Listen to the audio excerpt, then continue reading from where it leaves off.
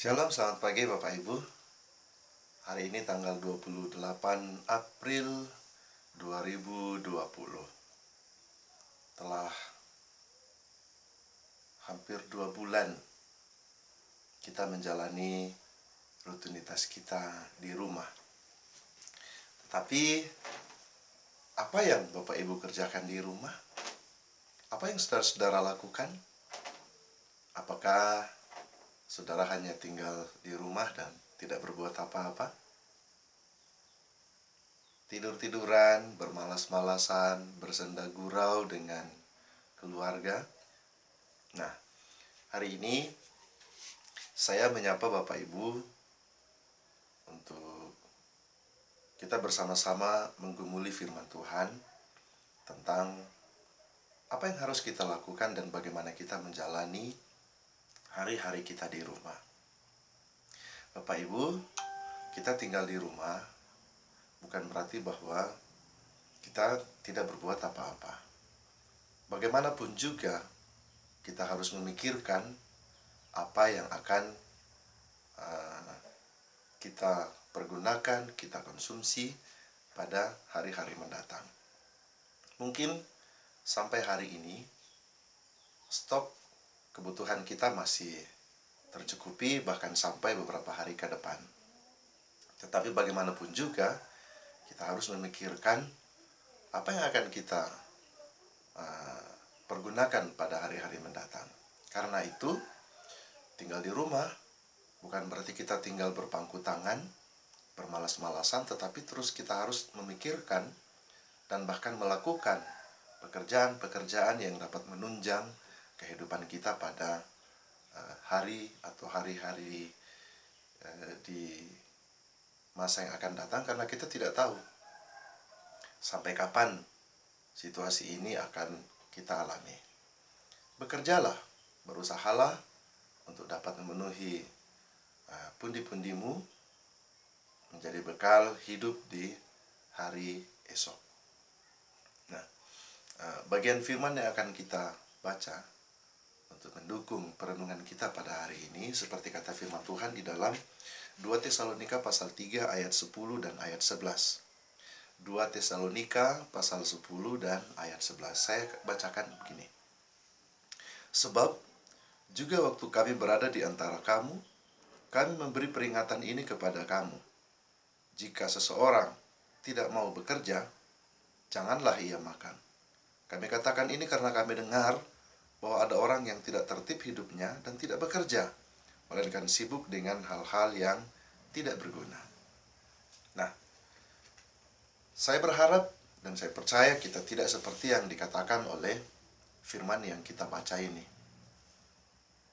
Memanfaatkan situasi atau keadaan di mana kita harus tinggal di rumah dengan hanya bermalas-malasan, tidur-tiduran, dan lain sebagainya. Harus kita pahami himbauan ini. Tinggal di rumah itu untuk membatasi pertemuan kita dengan orang lain. Sehingga kita tidak harus memahami bahwa tinggal di rumah berarti kita tidak beraktivitas. Kita tidak bekerja, kita tidak berusaha untuk mendapatkan hasil dan mengumpulkan bekal untuk hidup di hari datang. Nah, karena itu, bekerjalah, manfaatkanlah setiap apa yang ada di sekitar rumah, atau bahkan di kebun, bahkan di sawah kita, untuk kita dapat menuai hasil di kemudian hari. Jadi, mereka yang bekerja, mereka yang berusaha, tentu akan mendapatkan hasil. Firman Tuhan yang kita baca tadi, jika seorang tidak mau bekerja, janganlah ia makan. Benar. Karena kalau kita tidak bekerja, kita tidak berusaha, mau makan apa? Nah, karena itu Bapak Ibu Saudara, mari kita memanfaatkan waktu kita yang banyak lowong ini untuk bekerja, mempersiapkan bekal kita untuk hidup di hari-hari esok. Kondisi ini berdampak pada berbagai segi kehidupan, termasuk ekonomi. Bisa kita bayangkan, kalau ini berkepanjangan, bisa akan menyebabkan kelumpuhan ekonomi. pemerintah. Sejauh mana mereka dapat menjamin kehidupan masyarakat? Karena itu, mari kita berpikir, mari kita berusaha untuk dapat mengumpulkan sebanyak mungkin kebutuhan-kebutuhan yang dapat menunjang kehidupan kita pada masa-masa yang akan datang. Berusahalah, teruslah bekerja, dan pahami kata tinggal di rumah ini. Kita hanya dibatasi untuk bersosialisasi, bersentuhan dengan orang lain. Nah, kalau di kebun, di sawah, dengan siapa kita akan bersentuhan?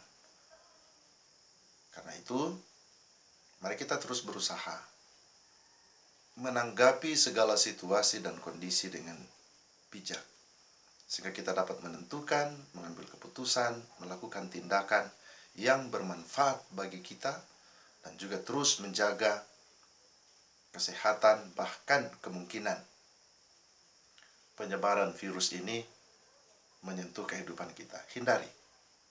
Jadi, jangan kita memahami tinggal di rumah, lalu kita meresponnya dengan bermalas-malasan, berpangku tangan, dan lain sebagainya. Ingat, perut kita harus diisi. Dengan apa? Tentu dengan hasil usaha dan pekerjaan-pekerjaan kita. Jangan mengharap bantuan, karena bantuan itu hanya sesaat. Toh juga kalau kita mau berpikir, bantuan dalam bentuk bantuan tunai, ketika tidak ada bahan makanan yang akan kita beli dengan uang yang diberikan, kita mau apakan uang kita? Karena itu, saya sering menyampaikan kepada tetangga dan juga jemaat bahwa sejengkal tanah pun di depan, di samping, di belakang rumah kita, manfaatkanlah dengan menanam tanaman yang dapat kita konsumsi. Bagi saudara-saudara yang pekarangan rumahnya telah tertutup dengan cor atau beton, manfaatkanlah barang-barang bekas di rumah sebagai wadah, atau karung-karung bekas sebagai wadah. Isilah tanah, kemudian tanamilah sayur-sayuran dan lain sebagainya. Manfaatkanlah waktu ini untuk kita mempersiapkan kebutuhan-kebutuhan kita sendiri untuk hari esok. Dan alangkah indahnya, alangkah bahagianya kita ketika apa yang kita miliki mampu kita bagikan kepada sesama untuk juga mereka boleh nikmati. Tetapi yang harus kita pikirkan Bapak Ibu Saudara, jangan pernah membiarkan waktu kita terbuang tanpa kita berbuat yang terbaik untuk hari ini, hari esok, dan masa yang akan datang. Kiranya firman ini mampu menggugah hati kita, menyadarkan kita bahwa kita tidak harus hanya tinggal berpangku tangan di rumah bertidur-tiduran, tetapi kita terus berusaha berupaya untuk dapat mencukupi segala kebutuhan hidup kita tanpa hanya mengharap bantuan dari pemerintah dalam bentuk apapun. Karena bantuan itu sifatnya hanya sesaat dan tidak selamanya pemerintah dapat menjamin kehidupan kita. Karena itu teruslah berusaha, berupaya untuk dapat mencukupi kebutuhan-kebutuhan kita sendiri dengan memanfaatkan setiap apa yang ada pada diri kita, pada rumah kita, pada lingkungan kita dengan semaksimal mungkin, dengan tetap memperhitungkan penyebaran virus jangan sampai mengganggu kehidupan kita. Kiranya firman ini dapat memberikan kita pemahaman, menyadarkan kita tentang apa yang harus kita lakukan ketika kita harus tinggal di rumah, sehingga kita boleh terus menjalani hidup, kebutuhan-kebutuhan kita tercukupi, dan Tuhan terus memberkati kita. Mari kita berdoa. Tuhan, terima kasih sampai hari ini kami terus mengalami pemeliharaan-Mu.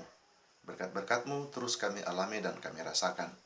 Kami mohon Tuhan, apa yang kami lakukan pagi ini, pahamkanlah kami, buatlah kami mengerti untuk dapat memanfaatkan segala waktu dan kesempatan yang ada pada kami untuk bekerja, mempersiapkan kebutuhan-kebutuhan kami pada hari esok, bahkan pada masa yang akan datang. Karena kami tidak tahu sampai kapan situasi ini akan kami alami. Tapi kami percaya Tuhan beserta kami, sehingga kami akan mampu melakukan apa yang terbaik tanpa membiarkan ada waktu yang lewat dengan percuma di dalam kehidupan kami. Tapi semuanya kami pergunakan dengan baik, sehingga berkat-berkat-Mu terus mengalir dalam kehidupan kami. Berkati juga saudara-saudara kami yang lain, agar juga mampu melakukan hal yang sama. Bekerja dalam situasi ini, kami percaya Tuhan memberi kami hikmat, memberi kami pengetahuan, sehingga kami tahu apa yang dapat kami kerjakan, apa yang dapat kami lakukan, sambil terus menjaga kesehatan kami dan menghindari segala macam bentuk yang dapat menyebabkan penyebaran virus corona ini. Tuhan, kami berdoa untuk mereka yang sakit, mereka yang berduka, mereka yang bergumul dan berbeban berat. Tolong mereka Tuhan, sembuhkan yang sakit, hiburkan yang berduka, hadirlah dalam setiap pergumulan mereka, sehingga apapun yang digumuli dapat berlalu, karena Tuhan menyertai dan senantiasa menunjukkan jalan keluar yang terbaik. Tetap sertai pemerintah kami, dan juga mereka yang berada di garis terdepan di dalam menghadapi penyebaran virus ini, baik tenaga medis, mereka yang berjaga-jaga di perbatasan, bahkan semua yang mencurahkan pikiran dan kemampuan untuk dapat segera menemukan jalan keluar dari pergumulan ini. Sertai mereka, beri hikmat-Mu agar yang terbaik boleh mereka lakukan. Tuhan juga terus menjaga mereka bahkan seisi keluarganya, agar mereka juga terhindar dari pemaparan virus ini. Kami percaya di suatu saat di mana Tuhan berkenan, keadaan ini akan berlalu dan kami dapat kembali hidup normal seperti sedia kala, beraktivitas seperti sedia kala, dan melakukan ibadah-ibadah dan penyembahan kami seperti sedia kala. Kami mengucap syukur kepada-Mu Tuhan untuk segala apa yang Tuhan sudah berikan dan karuniakan di dalam kehidupan kami masing-masing. Dalam nama Tuhan Yesus kami berdoa. Amin.